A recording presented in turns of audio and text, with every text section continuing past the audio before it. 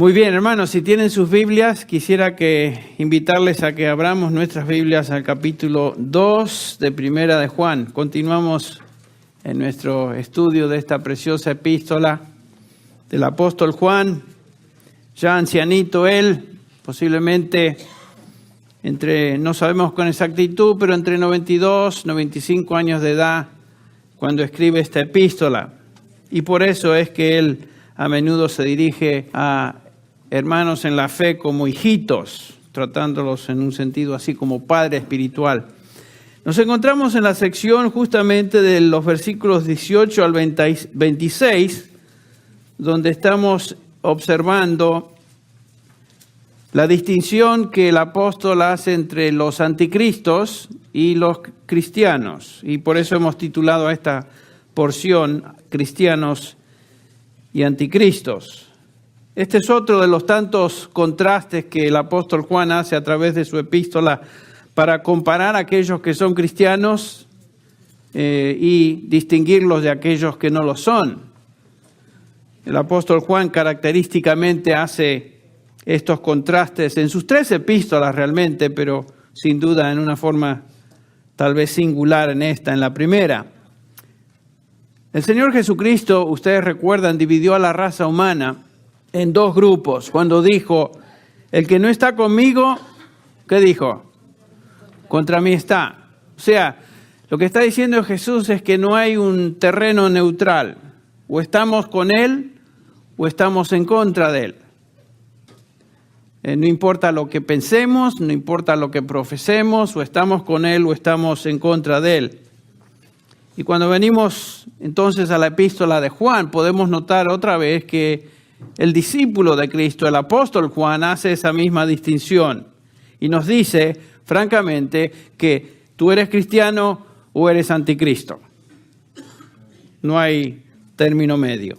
En el versículo 18 ya examinamos en las semanas pasadas cuando él dice, hijitos, ya es el último tiempo, y según vosotros oísteis que el anticristo viene, así ahora han surgido muchos anticristos, por eso conocemos que es el último tiempo. El mundo está lleno de anticristos, dice el apóstol. Esta no es una referencia al anticristo, aquel personaje tenebroso de Apocalipsis, el personaje del cual nos habla también el profeta Daniel, como el rey que se va a levantar y controlará el mundo con el poder de Satanás. Este es el anticristo con mayúscula, el super anticristo, que sin duda aparece en la historia, al final de la historia de la humanidad. Juan está refiriéndose acá a anticristos. Está refiriéndose más que nada al espíritu anticristo, aquellas personas que se oponen al Señor Jesús, aquellas personas que rechazan a Jesús como su Señor y su Salvador. Esta persona, según esta definición del apóstol, es un anticristo. Y Juan nos dice que en los últimos días muchos anticristos van a salir. Recuerdan que mencionamos que esta frase, los últimos días, es una frase técnica en el Nuevo Testamento que se refiere al periodo de tiempo entre la primera venida de Cristo, cuando Dios se encarnó, Cristo vino a este mundo en forma de bebé, se hizo uno de nosotros, y su segunda venida, por supuesto que todavía es futura. Ese periodo de tiempo entre la primera y segunda venida de Cristo se denomina en el Nuevo Testamento como los últimos días o el último tiempo. Y Juan dice que en estos últimos días estos anticristos, estos engañadores van a multiplicarse. Y muchos de ellos van a infiltrarse en la iglesia. Se van a mezclar con los verdaderos cristianos, haciéndose pasar por ovejas cuando en realidad son lobos rapaces. Y Juan desea, por supuesto, que estos cristianos estén preadvertidos o estén advertidos de que esto va a suceder. Esto va a suceder. Y de tal manera que ellos puedan distinguir quiénes son anticristos en contraste a aquellos que realmente son creyentes. Y Juan, como dije, subraya a través de su carta varias distinciones o contrastes entre los falsos y los genuinos. Dijimos que Juan hace varias pruebas a través de la epístola que nos demuestran quiénes son creyentes y quiénes no son creyentes. Pruebas doctrinales, particularmente la prueba del pecado, qué es lo que tú piensas del pecado, hablamos de eso. La prueba doctrinal en cuanto a la persona y obra del Señor Jesucristo, qué es lo que tú piensas acerca de Cristo o qué es lo que una persona piensa acerca de Cristo, nos indica si sí o no es realmente de Él. Pruebas morales que nos hablan de la conducta de un creyente. Si un creyente dice que es de Cristo pero vive como el diablo, tal persona se está declarando por lo que es. No es del Señor, es de Satanás. Entonces, a través de esta epístola, Juan hace varias pruebas que nos ayudan a distinguir entre uno y otro. En esta sección, Juan está enfatizando ahora la doctrina de Cristo. Es una prueba doctrinal. Veamos cómo Juan expone esta verdad, comenzando con el versículo 19. Voy a leer del versículo 19 hasta el 24. Estos anticristos, nos dice el versículo 19, salieron de nosotros, pero en realidad no eran de nosotros, dice Juan, porque si hubieran sido de nosotros, habrían permanecido con nosotros, pero salieron a fin de que se manifestara que no todos son de nosotros. ¿Ven? No todo lo que brilla es oro, es lo que está diciendo. Pero vosotros, ahí está el contraste, aquellos salieron, se fueron, mostraron la hilacha, demostraron quiénes realmente eran, pero vosotros, dice Juan, tenéis unción del Santo y todos vosotros lo sabéis. No os he escrito porque ignoréis la verdad, sino porque la conocéis y porque ninguna mentira procede de la verdad. ¿Quién es el mentiroso sino el que niega que Jesús es el Cristo? Este es el anticristo, el que niega al Padre y al Hijo. Todo aquel que niega al Hijo tampoco tiene al Padre. El que confiesa al Hijo también tiene al Padre. En cuanto a vosotros, que permanezca en vosotros lo que oísteis desde el principio. Si lo que oísteis desde el principio permanece en vosotros, vosotros también permaneceréis en el Hijo y en el Padre. Otra vez, Juan dice, estamos en los últimos días, en ese periodo de tiempo que mencioné, entre la primera y segunda venida de Cristo, y dice los anticristos y este espíritu de anticristo, este espíritu que se opone a Cristo, va a incrementar. Y lo podemos ver, creo, notablemente hoy. ¿No es cierto? Aún en esta nación que fue fundada sobre principios judeocristianos, estamos notando esa hostilidad continua, particularmente a todo aquello que represente a Cristo o el cristianismo. Por ejemplo, en este mundo secular en el cual vivimos, estos hombres, estas personas están tratando de quitar cualquier referencia a Dios o Cristo de las escuelas, de los parques, de cualquier foro público, porque según ellos dicen debe existir separación entre la iglesia y el Estado. Esos son macanas. Diríamos en una forma un poquito, tal vez no muy fina, pero el ataque no tiene nada que ver con esa famosa separación entre la iglesia y el Estado. Entre paréntesis, tal frase ni siquiera se encuentra en la Constitución, ustedes saben, pero aquellos que la usan continuamente están tratando de decirnos que eso es parte de la Constitución de los Estados Unidos de Norteamérica. Eso no es así. Todo esto es un pretexto para deshacerse de cualquier referencia al cristianismo. Notarán que tal hostilidad no está presente cuando hablamos de los musulmanes o cuando hablamos de Buda o cuando hablamos de otras religiones. No tienen actitudes hostiles hacia ellos. Más, yo creo que hasta tratan de abrazarlos y de defenderlos. Pero atrévase usted a mencionar principios judeocristianos y ahí se le vienen encima. ¿No es cierto? Lo podemos ver. La raíz de todo esto es una animosidad tremenda en contra de Cristo. O cualquier cosa que tenga el mínimo sabor o matiz judeo-cristiano. Esto es nada más ni nada menos que el espíritu de anticristo, que es justamente lo que el apóstol está subrayando aquí. Este es el espíritu de anticristo en acción. Y ¿saben qué, mis queridos hermanos? Esto se va a observar más y más y más y más, hasta que Él venga. se va a incrementar. Esto por sí solo, yo creo, nos demuestra que Jesucristo realmente es el Mesías, ¿no es cierto?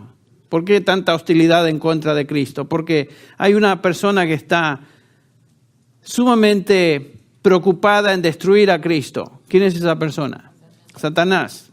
Y todo este mundo, nos dice el capítulo 5 de esta epístola y el versículo 19 en particular, este mundo, dice, sabemos que somos hijos de Dios y que el mundo entero está bajo ¿quién?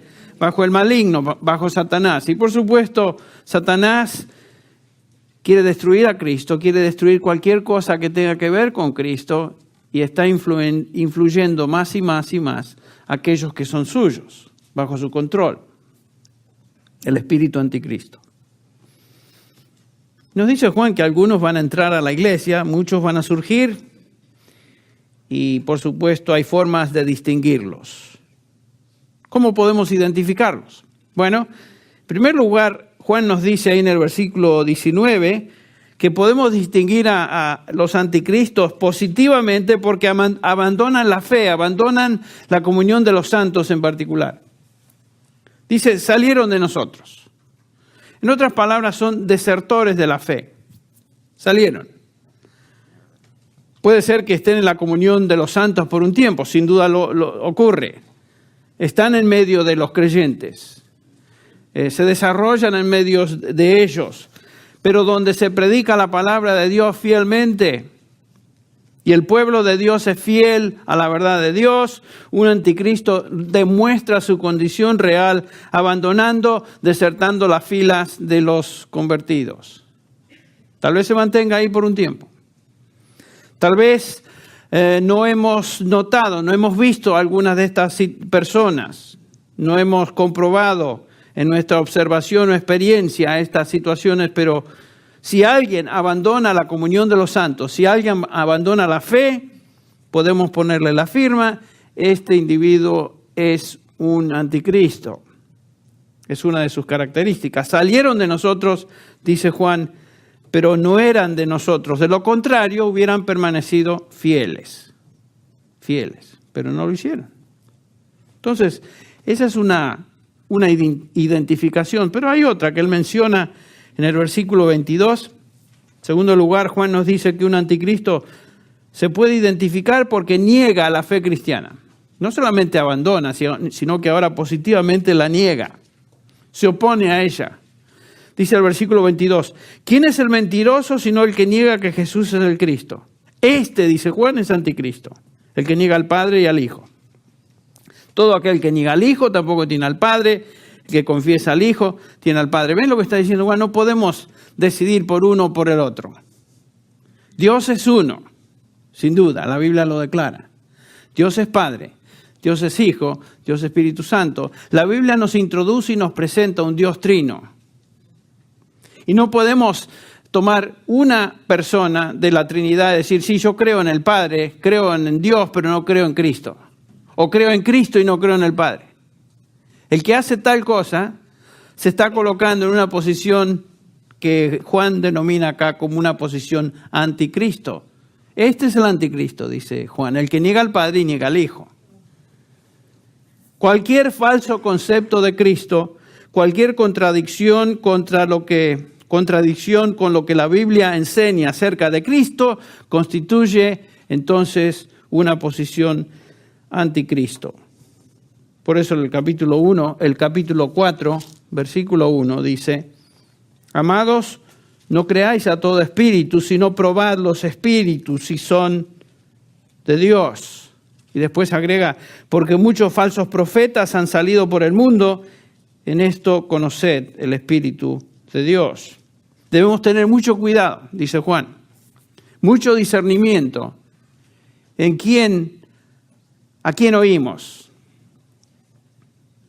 y a quién escuchamos. No toda persona que se presenta como cristiano o se presenta como predicador o representante de Cristo realmente lo es. Por eso dice Juan, probad a los espíritus, ver si en realidad lo son.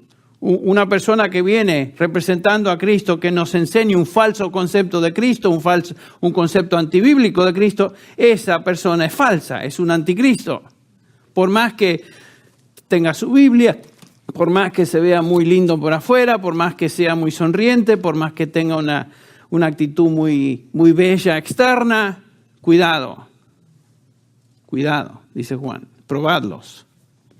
Hacer lo que hicieron los de Berea, ¿se acuerdan? En el capítulo 17, versículo 11 creo que es, de Hechos, que los de Berea, dice Lucas, eran más nobles que los de Tesalónica, porque escudriñaban las escrituras a diario para ver si estas cosas eran así, ¿ven?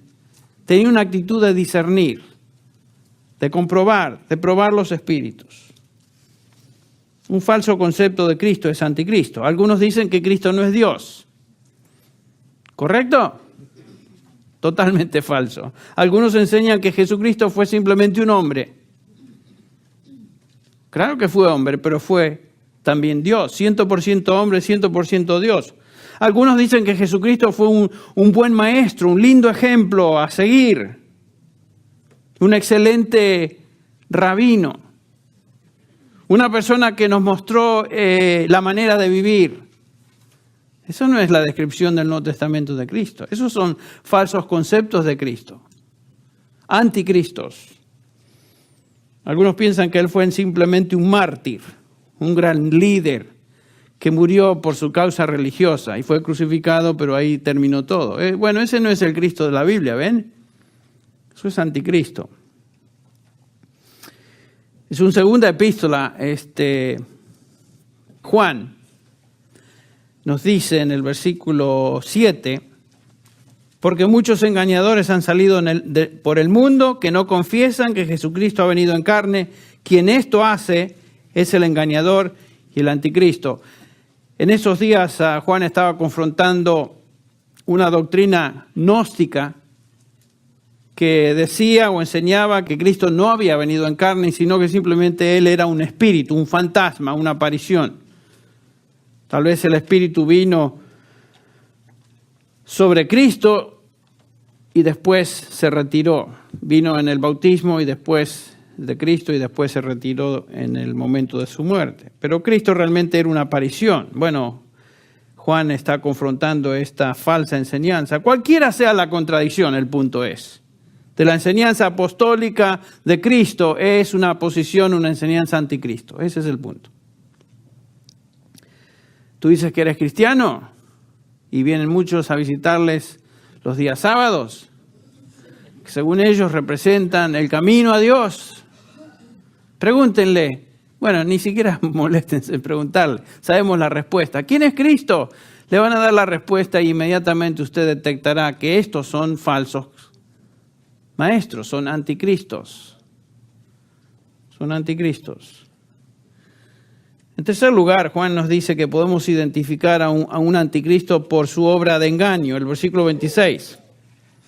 No solamente se van, son desertores, no solamente niegan la fe, sino que también tratan o procuran engañar a otros. Son militantes. El versículo 26. Os he escrito estas cosas respecto a los que están tratando de engañaros. ¿Ven? Ahí está. Esa es una mejor traducción. Creo que Valera dice aquellos que os engañan. La Biblia de las Américas tiene esa traducción. Aquellos que están tratando de engañaros. Esa es la idea del verbo en el original. Estos anticristos no solamente tienen conceptos equivocados, no se encuentran tal vez en la iglesia calladamente, sino que tienen una misión. Y su misión es engañar. Son mensajeros del mentiroso, de mentirosos, cuya misión es justamente, siempre ha sido desde el principio, plantar dudas, plantar mentiras, diseminar engaño y destrucción. Satanás. Bien podríamos aplicar a estos anticristos las palabras de Cristo a los judíos, ¿se acuerdan? Que procuraban matarle en el capítulo 8 de Juan, versículo 44, dice, vosotros, dice Jesús a estos, vosotros sois de vuestro padre el diablo. Estos son personas religiosas, Imagínense tratar así a la gente, ¿qué les parece? Que vengan un sábado a la mañana, se presentan y decirles, ¿saben qué? Ustedes son del diablo. A ver cuánto tiempo se quedan con ustedes. Vosotros sois de vuestro padre el diablo y los deseos de vuestro padre queréis hacer, dice el Señor. Noten, él ha sido homicida desde el principio, por eso querían matar a Jesús. Y no han permanecido en la verdad, porque no hay verdad en él, en Satanás.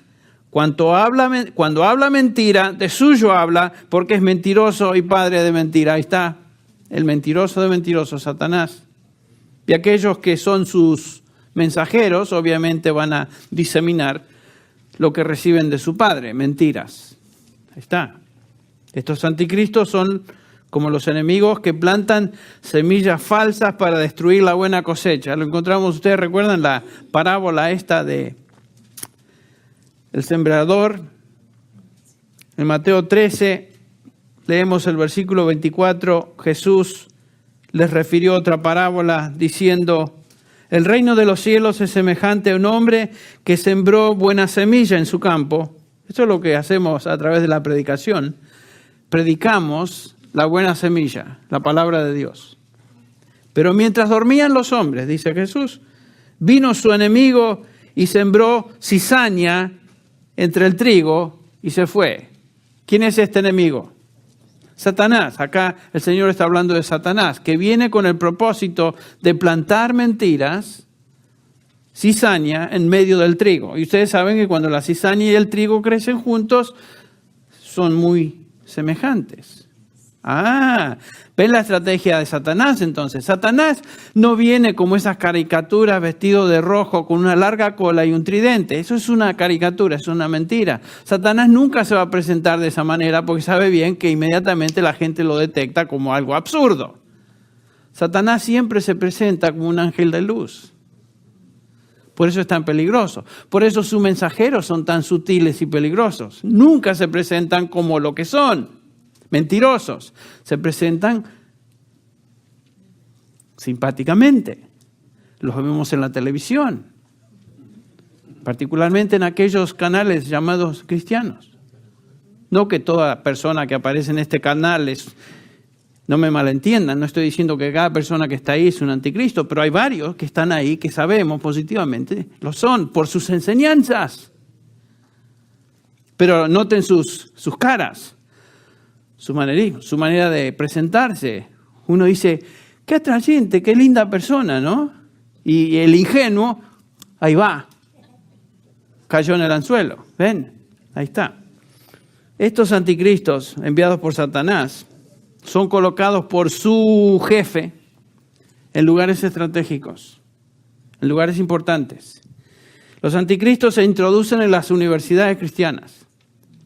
Los anticristos se introducen en los seminarios, se introducen en los institutos, en las oficinas denominacionales, en el liderazgo de las iglesias y hacen su trabajo de diseminar mentiras en lugares de importancia. Y su trabajo es minar, destruir. Tuercen, contradicen, niegan la verdad de Dios que está revelada en su palabra.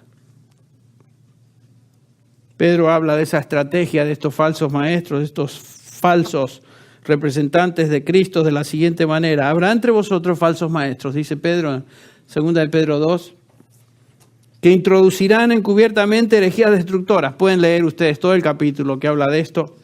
Y muchos seguirán sus disoluciones, por causa de los cuales el camino de la verdad será blasfemado.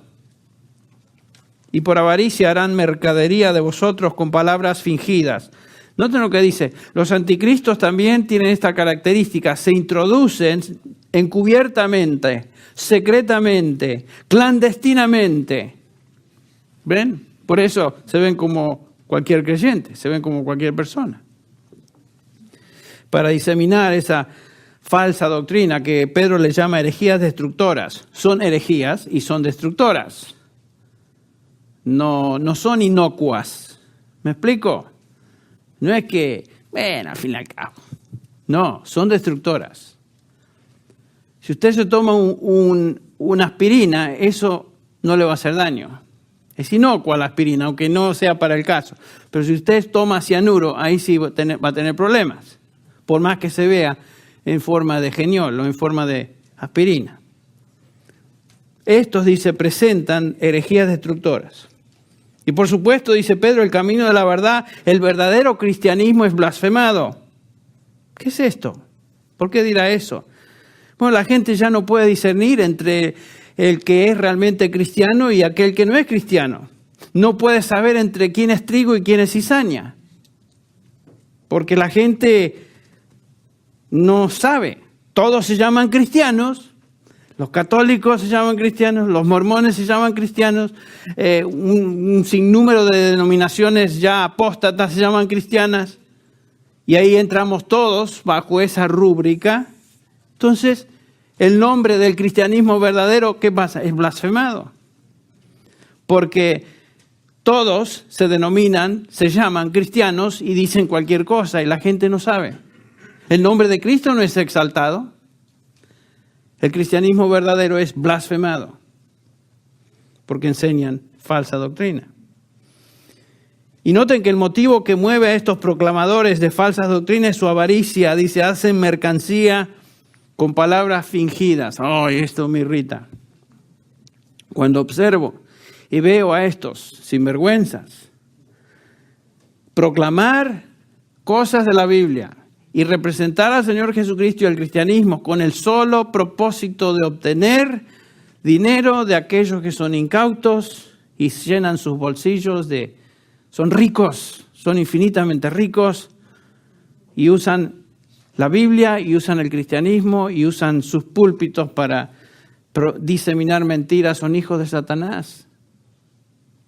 Y la gente es ingenua. Qué triste, ¿no? Cuando aún a veces la iglesia que debería ser baluarte y sostén de la verdad, como hemos estado viendo, 1 Timoteo 3:15, la iglesia anda ahí ingenua, como el capítulo 4 de Efesios dice el versículo 14, son movidos como por ondas de la mar, de doctrina, de aquí para allá. Qué triste. Entonces Juan identifica a estos anticristos como aquellos que abandonan la verdad, niegan a Jesucristo y tratan de engañar. Pero rápidamente veamos cómo los contrasta con los cristianos. Esos son los anticristos. ¿Qué dice Juan acerca de los cristianos ahora? Él subraya 3 cosas. En primer lugar, Juan nos enseña que los verdaderos cristianos no son engañados en cuanto a la verdad del Evangelio. Noten el versículo 20. Pero vosotros, ¿quiénes? Los creyentes.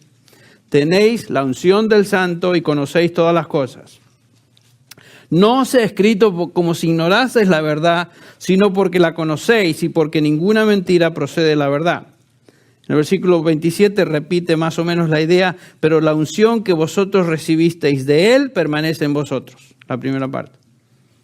Lo que Juan está diciendo es que un cristiano verdadero no es engañado en cuanto a lo fundamental de la fe en Cristo Jesús.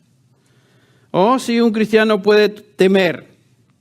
Es cierto que un cristiano puede ser acosado por dudas. Es cierto que cristianos pueden tener tremendas luchas espirituales. Pueden hasta cuestionar su fe. Sin duda. Y Satanás y sus demonios van a tratar de hacer lo imposible para minar la fe de un creyente y decirle que lo que tú crees son mentiras. Bueno, sin duda hay esta lucha espiritual. Y en su infancia espiritual puede un creyente aún ser llevado por vientos de doctrina, como mencioné capítulo 4, versículo 14 de Efesios.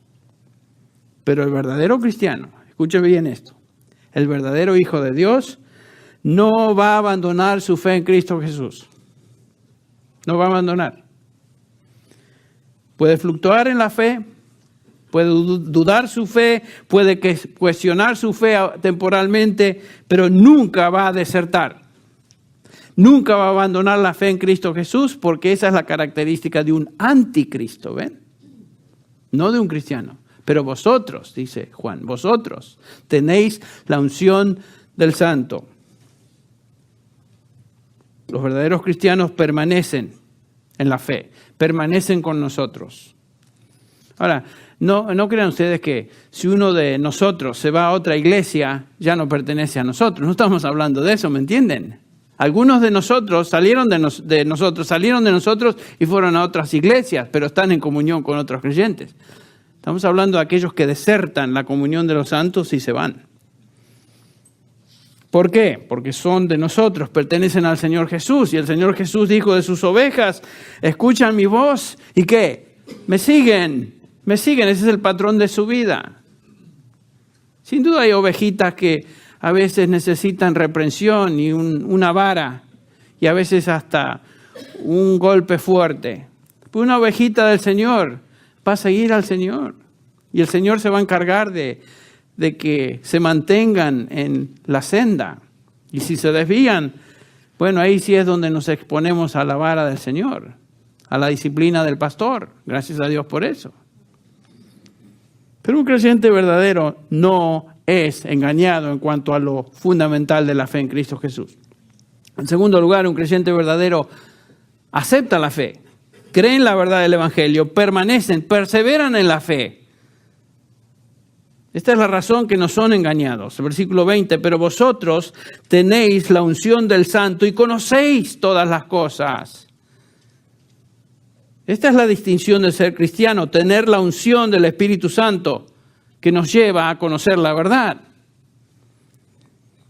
Los falsos cristianos de esa época que Juan está confrontando usaban mucho estas palabras, usaban la palabra unción, les encantaba a estos prenósticos usar esa palabra unción y les encantaba usar la palabra conocimiento, gnosis, de donde viene por supuesto esa rúbrica, gnosticismo. Ellos se creían superiores al resto de la gente, porque según ellos habían recibido una unción especial.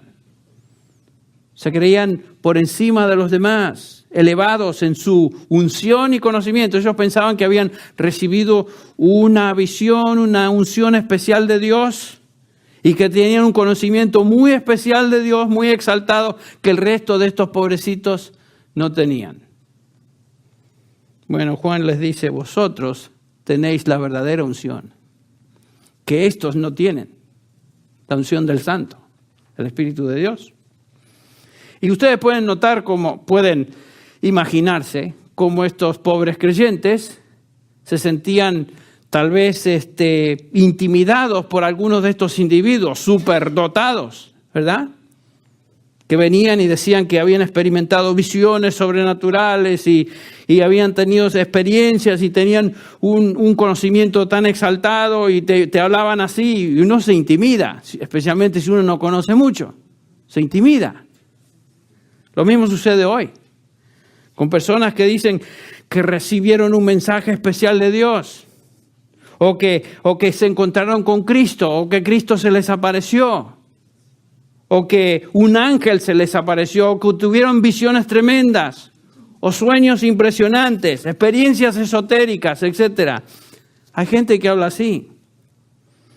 Y un cristiano común se hará la pregunta, ¿y qué de mí? ¿Por qué es que Cristo nunca se me aparece? ¿Por qué es que Dios nunca me habla así directamente?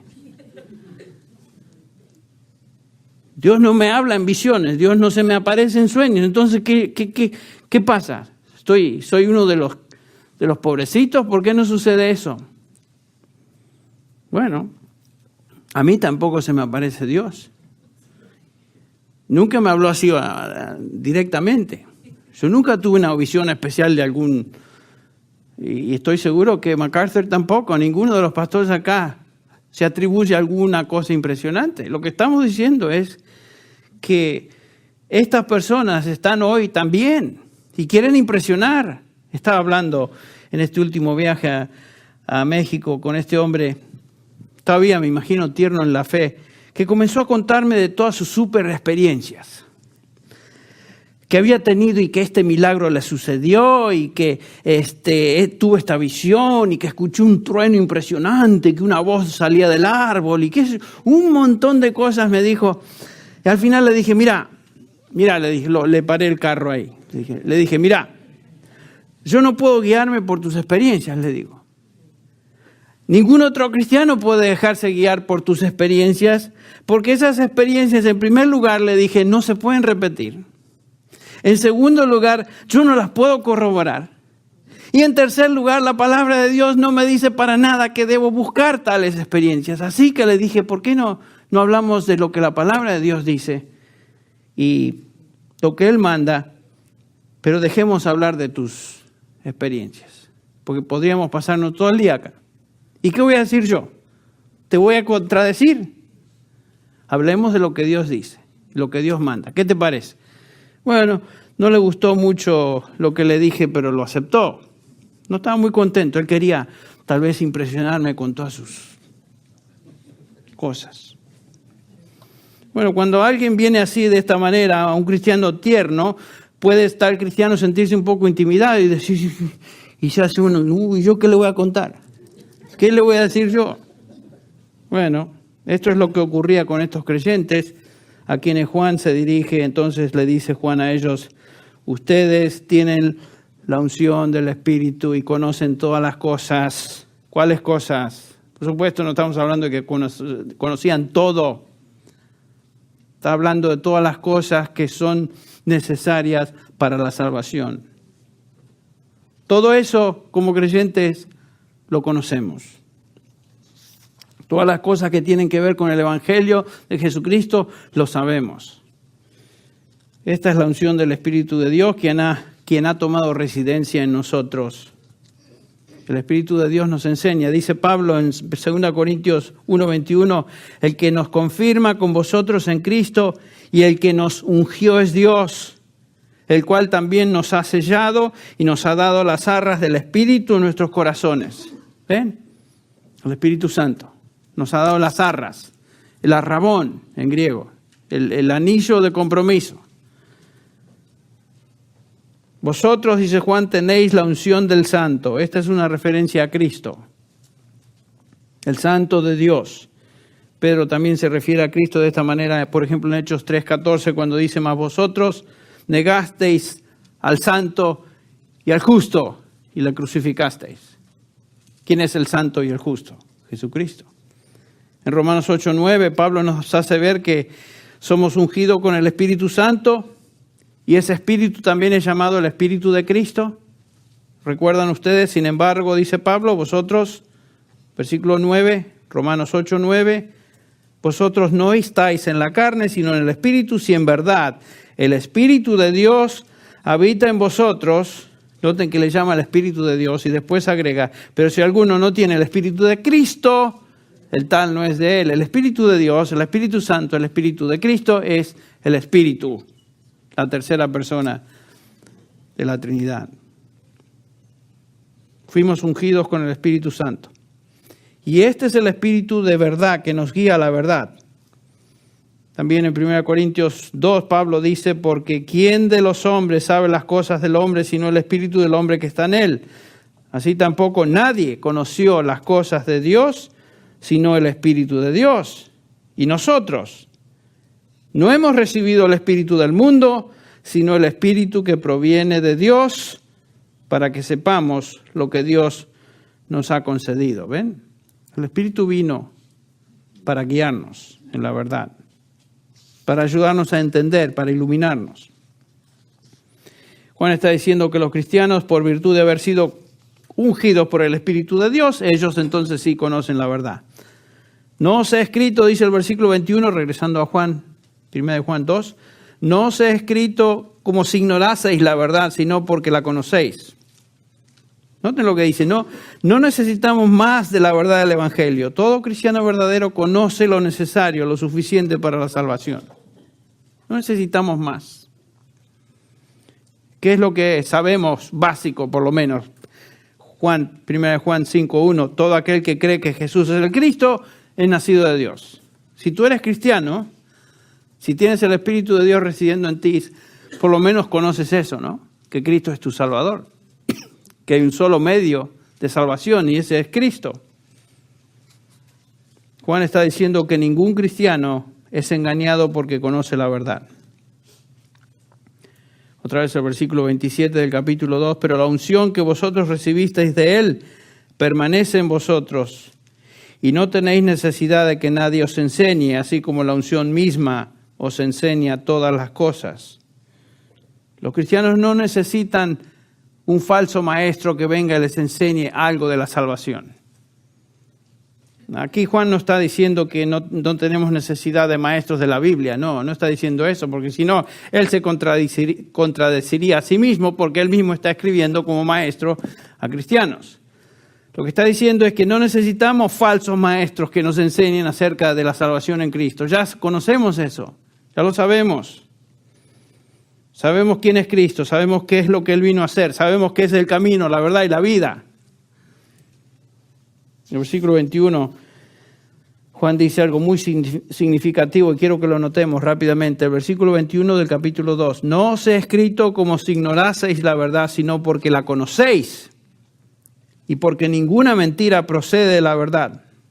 ¿Observan eso? Esto en lógica se denomina la ley de no contradicción. En otras palabras, algo no puede ser verdad y al mismo tiempo mentira. Son mutuamente exclusivas la una de la otra. La verdad no permite que la mentira tenga lugar. Dice Juan, porque ninguna mentira procede de la verdad. Ningún creyente puede aceptar la verdad del Evangelio y al mismo tiempo aceptar otra definición falsa de Cristo.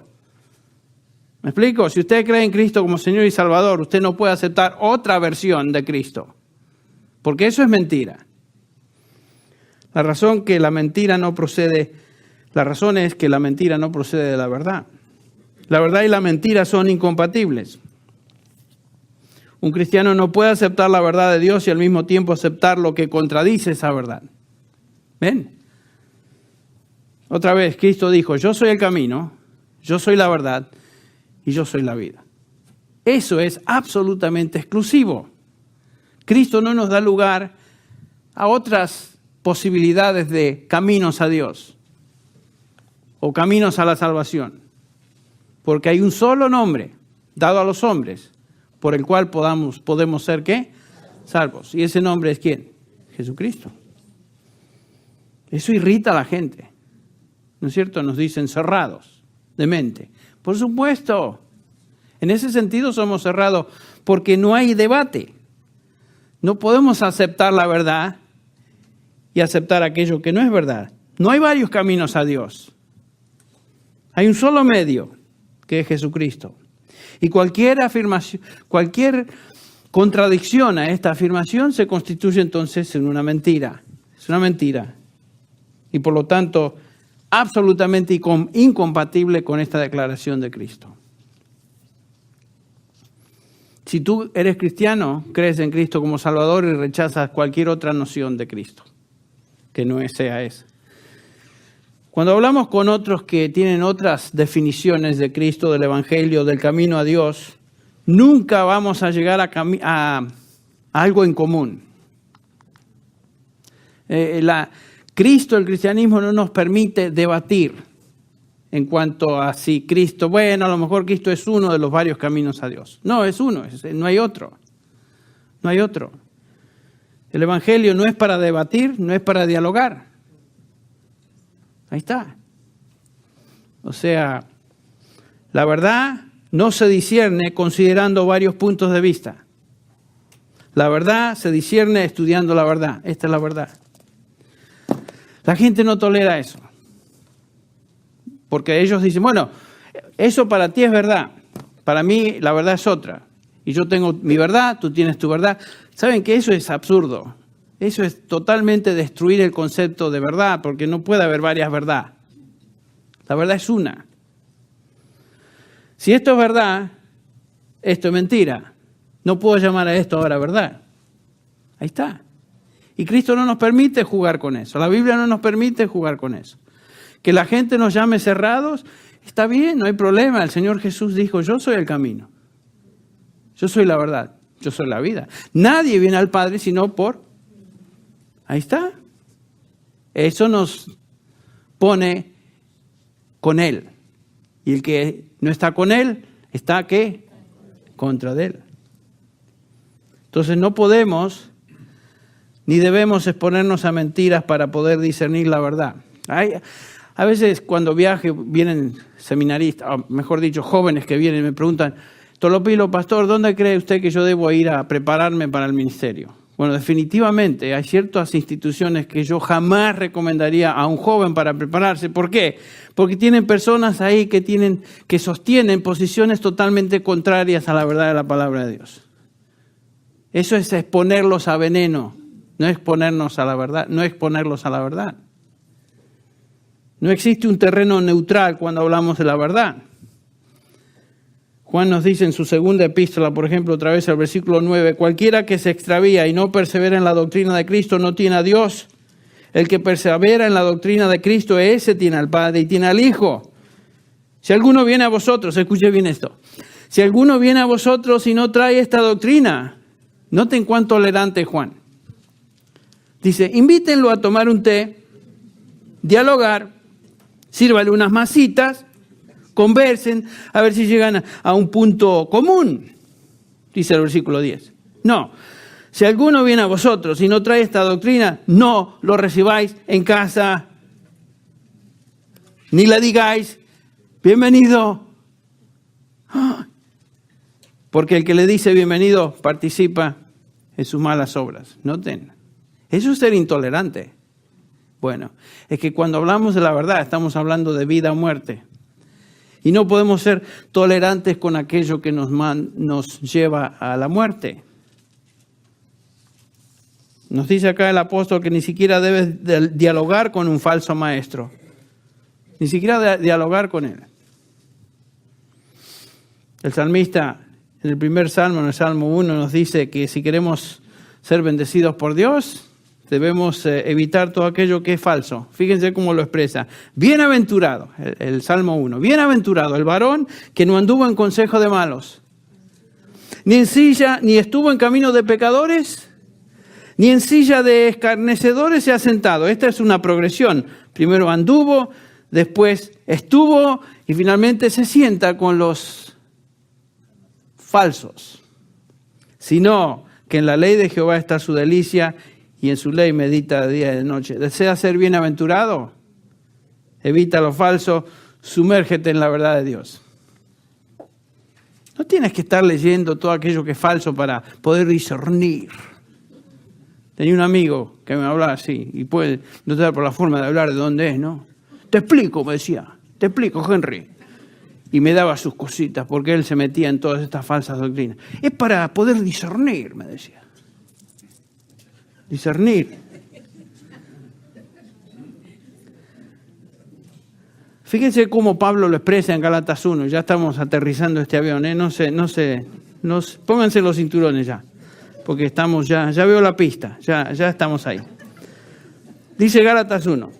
Más si aún nosotros, dice Pablo, o un ángel del cielo os anunciara otro evangelio diferente del que os hemos anunciado, sea no tolerado, sea maldito sea, es la palabra anatema, sea anatema. Y después repite, como antes hemos dicho, el versículo 9, lo vuelvo a repetir, también ahora lo repito, dice Pablo, por si alguno no me escuchó bien. Si alguno os predica diferente evangelio del que habéis recibido, otra vez dice Pablo, sea anatema, sea maldito, maldito, maldito, con todo el poder que esa palabra tiene. Si alguien predica otro evangelio del que fue anunciado por los apóstoles y el Nuevo Testamento, la Biblia me declara que lo debo considerar como ¿qué? Maldito. No podemos jugar con veneno, ni tolerar aquellos que diseminan el veneno. No es cuestión de ser tolerantes con aquellos que enseñan lo falso. Ahora, no tenemos que ser groseros con las personas, pero no podemos tolerar lo que es falso. Absolutamente intolerantes en cuanto a eso. Entonces Juan nos enseña que un cristiano verdadero no es engañado, acepta la verdad del evangelio, y con esto terminamos. El versículo 27 dice, permanece fiel, pero la unción que vosotros recibisteis de él permanece en vosotros y no tenéis necesidad de que nadie os enseñe. La unción del Espíritu permanece en nosotros. Y por eso permanecemos fiel. Porque el Espíritu Santo nos ha sellado, según Efesios capítulo 1, versículos 13 y 14, para el día de la redención. El Espíritu Santo vino a residir ahí para sellarnos, pertenecemos a Él, somos sellados por ese Espíritu Santo de la promesa, que es las arras de nuestra herencia, dice Pablo. Las arras de nuestra herencia, hasta la redención de la posesión adquirida para la alabanza de su gloria. Y esta es la garantía de que perseveraremos en la fe. Porque el Espíritu reside en Él, en nosotros. Pero noten que somos llamados a perseverar. Esa es nuestra responsabilidad. Lo que habéis oído desde el principio, versículo 24, permanezca en vosotros. Si lo que habéis oído desde el principio permanece en vosotros, también vosotros permaneceréis en el Hijo. El versículo 27 al final dice, permaneced en Él. Juan nos está exhortando a permanecer en la fe. Esa es la responsabilidad de todo creyente, ser fiel, permanecer, perseverar.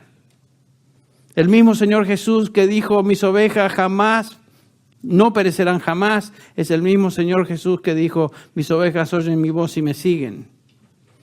Claro que no vamos a perecer jamás, pero nuestra responsabilidad es seguir y escuchar la voz del pastor, perseverar. Pablo en Filipenses 1:6 nos dice que el que comenzó la buena obra en vosotros la perfeccionará hasta el día de Jesucristo. No hay duda de eso. No hay duda de eso. El que comenzó la buena obra la termina, Dios. Pero también nos dice Pablo en el capítulo 2, ocupaos en vuestra salvación con temor y temblor. Esa es nuestra responsabilidad, ¿ves? No es cuestión de, bueno, qué fenómeno, ya no tengo que preocuparme de nada, no tengo que esforzarme de nada, ya me voy en mi patineta espiritual, feliz de la vida. Ya no tengo que hacer nada, ¿se acabó? No, ocupaos en vuestra salvación con temor y temblor. Y después agrega estas palabras, porque es Dios el que causa en vosotros, tanto el querer como el hacer. Gracias a Dios que es su obra de un principio al fin. Pero mi responsabilidad es perseverar en la fe. Perseverar en la fe, aferrarme a Él, aferrarme a la verdad, aferrarme a su palabra. Aun cuando tambaleamos, o la fe flaquea, aferrarnos a la verdad. A veces el Señor permite pruebas de la fe justamente para, ¿qué? Fortalecernos. Cuando ya no vemos nada, cuando la tormenta asedia, y cuando estamos ahí como los discípulos, Señor, la tormenta que perecemos. Y el Señor dice, ¿cómo no tenéis fe? Y simplemente dice y se calma la tormenta. El Señor está en control. Cuando el cielo está despejado o cuando las nubes están negras y la lluvia y el viento nos golpea. Tenemos la verdad y perseveramos en la verdad. Gracias a Dios. Pero somos responsables de perseverar. Cristo dijo de los genuinos, si vosotros permaneciereis en mi palabra, seréis verdaderamente mis discípulos. ¿Ven? Si permaneciereis, seréis verdaderamente mis discípulos. Esos son los verdaderos, los que permanecen. La marca de un discípulo genuino es la permanencia o perseverancia en la fe. Ese es el genuino. Entonces, para resumir, en este pasaje Juan contrasta a los anticristos con los cristianos. De los anticristos él dice que podemos identificarlos porque abandonan la fe y la comunión con los cristianos. También niegan la fe del evangelio y en tercer lugar tratan de engañar a otros. 3 características de ellos. De los creyentes Juan nos enseña que ellos no son engañados, ellos afirman la fe y los creyentes, en tercer lugar, permanecen fieles. La pregunta es, ¿quién eres tú? ¿Quién eres tú? ¿Eres uno del Señor o uno que está contra el Señor? Porque no existe terreno neutral. Esa es la pregunta. ¿Crees en el Señor Jesucristo como tu único y suficiente Salvador? ¿Te has arrepentido de tus pecados? ¿Le amas y amas lo que Él ama? Entonces Juan dice, estas cosas os he escrito a vosotros que creéis en el nombre del Hijo de Dios, para que sepáis que tenéis vida eterna y para que creáis en el nombre del Hijo de Dios. Bien, gracias a Dios, que con eso puedo saber, sí, pertenezco al Señor, pertenezco a Él. Vamos a orar. Padre, te agradecemos esta noche por tu palabra. Te agradecemos por la instrucción que hemos recibido de ella. Señor, nos sometemos a esa verdad.